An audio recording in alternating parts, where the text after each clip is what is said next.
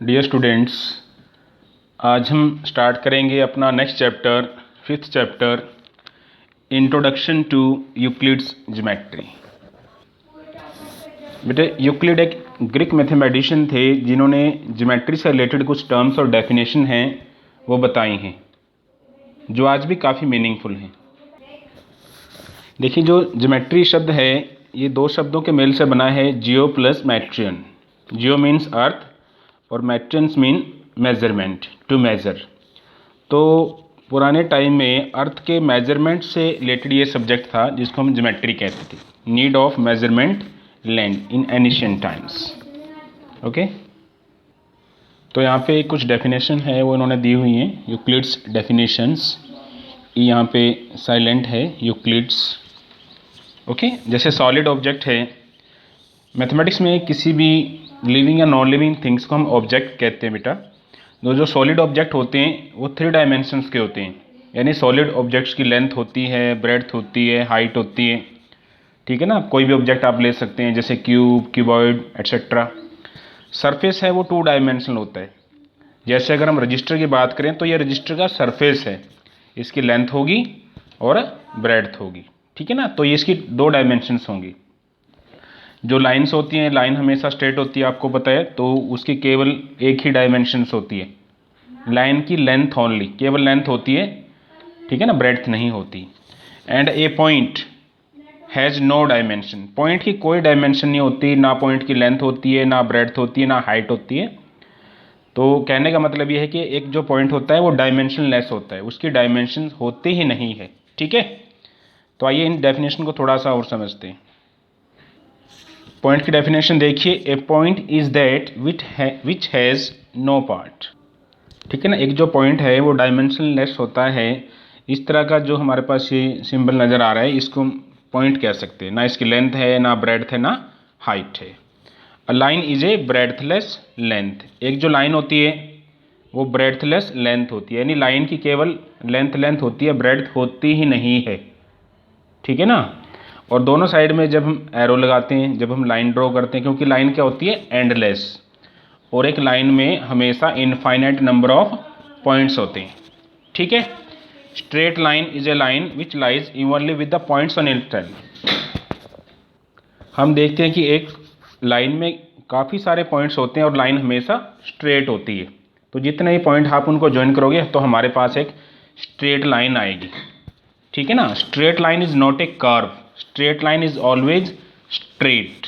ठीक है ना, तो there are infinite number of points in a line, straight line.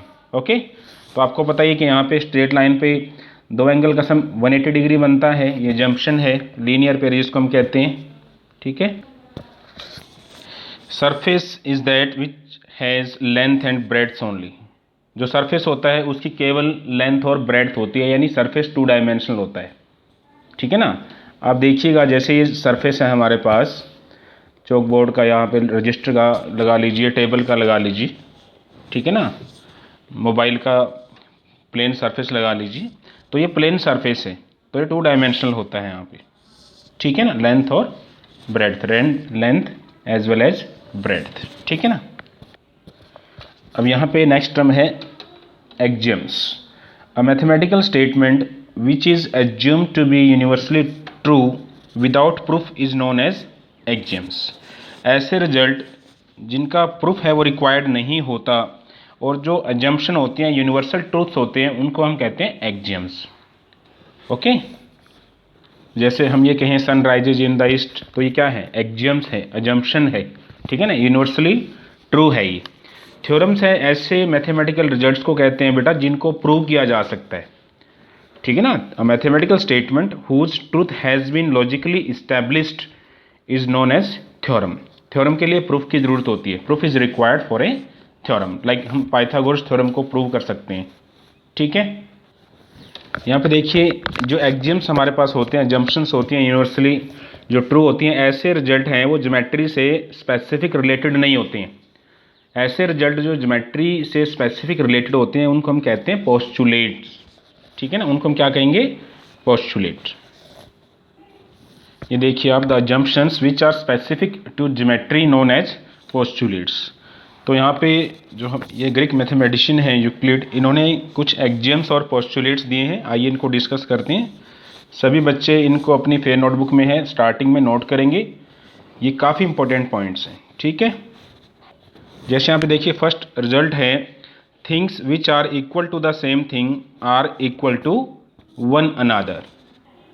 यहाँ पे ऐसे ऑब्जेक्ट्स की बात की है, ऐसी थिंग्स हैं जो सेम थिंग के इक्वल आती हैं, वो आपस में भी क्या होती हैं, इक्वल। जैसे हम कहें कि अगर x है वो z के इक्वल है और y भी z के इक्वल है, तो x और y भी आपस में इक्वल होंगे, ठीक है। सेकंड है if equals are added to equals then wholes are also equal, ठीक है ना। अगर हम कहेंगे कि इक्वल में अगर आप इक्वल को ऐड करते हैं तो जो होल पार्ट्स होंगे वो भी क्या होंगे, इक्वल। जैसे अगर हम कहें कि x है वो y के इक्वल है, तो हम z को दोनों साइड में ऐड करेंगे, adding z on both sides, x plus z है वो किसके इक्वल हो जाएगा, y प्लस z के इक्वल हो जाएगा बेटे, ठीक है। थर्ड है if equals are subtracted from equals then remainders are also equal. अगर x है मान लेते हैं y के इक्वल है और हम क्या करेंगे z दोनों साइड में सब्ट्रैक्ट करते हैं, सेम नंबर अगर दोनों साइड में सब्ट्रैक्ट किया जाता है तो जो रिमाइंडर बचेगा, ठीक है ना, वो रिमाइंडर पार्ट भी आपस में क्या आ जाएंगे, इक्वल आ जाएंगे, इक्वालिटी है वो बनी रहेगी, ठीक है। नेक्स्ट पॉइंट है things which coincide with one another are equal to one another, ठीक है ना। ऐसी थिंग्स जो एक दूसरे को एग्जैक्टली कवर करती हैं वो भी आपस में क्या होती हैं, इक्वल होती हैं, ठीक है ना। मीन्स आपस में क्या होती हैं, कॉन्ग्रेंट होती हैं, equal in shape equal in size, तो वो भी क्या हो जाएंगे, आपस में इक्वल हो जाएंगे। जैसे यहाँ पे लाइन सेगमेंट है पी क्यू और आर एस, ठीक है ना, दोनों एक दूसरे को कंसाइड करते हैं, तो जो पी क्यू है वो आर एस के इक्वल हो जाएगी यहाँ पे। नेक्स्ट है बेटा the whole is greater than part. जो होल होता है वो हमेशा पार्ट से ज़्यादा होता है। मान लेते हैं यहाँ पे x है वो y प्लस जेड के सम के इक्वल है, x यहाँ पे होल पार्ट है तो y और z इसके पार्ट हैं, तो हम देखेंगे कि x है वो y से बड़ा होगा, इसी तरह जो होल पार्ट है x है वो z से भी ज़्यादा होगा, ठीक है। नेक्स्ट जो एक्जियम्स है हमारे पास वो ये है things which are double of the same thing are equal to one another. ऐसे ऑब्जेक्ट्स जो डबल होते हैं एक ऑब्जेक्ट का वो आपस में भी क्या हो जाएंगे, इक्वल हो जाएंगे। कैसे, जैसे मान लेते हैं let x and y are double of z। x है वो z का डबल है और y भी क्या है, z का डबल है, ठीक है ना। तो ये x और y भी आपस में क्या हो जाएंगे, इक्वल हो जाएंगे। Things which are double of the same thing, ऐसे ऑब्जेक्ट्स जो तीसरे नंबर का डबल होते हैं वो आपस में भी क्या हो जाएंगे, इक्वल हो जाएंगे। Then x is equals to y, ठीक है ना। नेक्स्ट देखिए things which are half of the same thing are equal to one another. ऐसे ऑब्जेक्ट्स, ऐसे थिंग्स जो हाफ होती हैं सेम थिंग्स का वो आपस में भी क्या हो जाएंगी, इक्वल हो जाएंगी। जैसे आप देखिए x है वो z का हाफ है, इसी तरह y भी z का हाफ है, ठीक है ना। तो x और y भी आपस में क्या हो जाएंगे बेटा, इक्वल हो जाएंगे। अब देखिए ये यूक्लिड के पोस्टुलेट्स हैं, अजम्पशंस हैं, ठीक है ना, जो स्पेसिफिक ज्योमेट्री से रिलेटेड होते हैं, ऐसे रिजल्ट्स को हम कहते हैं पोस्टुलेट्स, ठीक है। जैसे फर्स्ट पोस्टुलेट है अ स्ट्रेट लाइन में be drawn from any one point two any other point.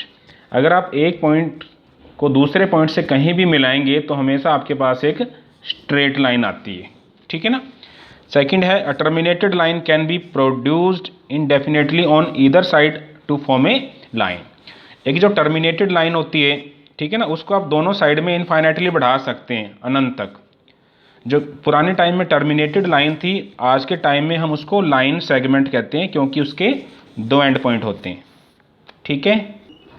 Third जो रिजल्ट है बेटा इसमें पोस्टुलेट्स में a circle can be drawn with any centre and any radius, ठीक है ना। किसी भी पॉइंट को सेंटर लेके और कोई भी रेडियस लेके एक सर्कल आप ड्रॉ कर सकते हैं, ठीक है ना। ये बता रखा है general result specific related to geometry. Fourth है all right angles are equal to one another. जितने भी राइट एंगल्स होते हैं, 90 डिग्री वाले एंगल्स होते हैं, वो भी आपस में क्या होते हैं, इक्वल होते हैं एक दूसरे के, ठीक है।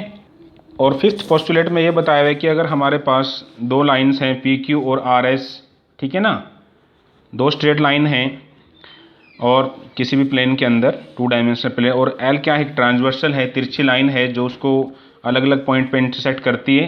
तो यहाँ पे 1 और 2 हैं वो इंटीरियर एंगल्स हैं। तो फिफ्थ पोस्टुलेट्स के अकॉर्डिंग जहाँ पे हमारे पास दोनों एक ही साइड में इंटीरियर एंगल का सम अगर 180 डिग्री से कम होगा तो जो PQ और RS लाइन है उनको आप उसी साइड में अगर आगे बढ़ाएंगे तो तभी वो किसी एक पॉइंट पे इंटरसेक्ट करेंगी। ठीक है ना, यानी अगर एंगल 1 और 2 का सम 180 डिग्री से जिस साइड में कम होता है बेटा, यहाँ पे कम होगा तो लाइंस उसी साइड में आके एक दूसरे से मिलेंगी, यहाँ पे इंटरसेक्ट करेंगी। ठीक है, तो बेटे आज आप चैप्टर 5 के जितने भी की पॉइंट्स हैं उनको अच्छे से आप अपनी फेयर नोटबुक में स्टार्टिंग में अच्छे से लिखिएगा। उम्मीद करते हैं आपको ये अच्छे से क्लियर हो गए होंगे। सभी जितने भी इम्पोर्टेंट पॉइंट्स हैं, टर्म्स हैं, डेफिनेशन हैं, एक्जियम्स हैं, पोस्टुलेट्स हैं, ये आपको अच्छे से याद होने चाहिए। ठीक है, तो आज की वीडियो में बस इतना ही। Thank you so much.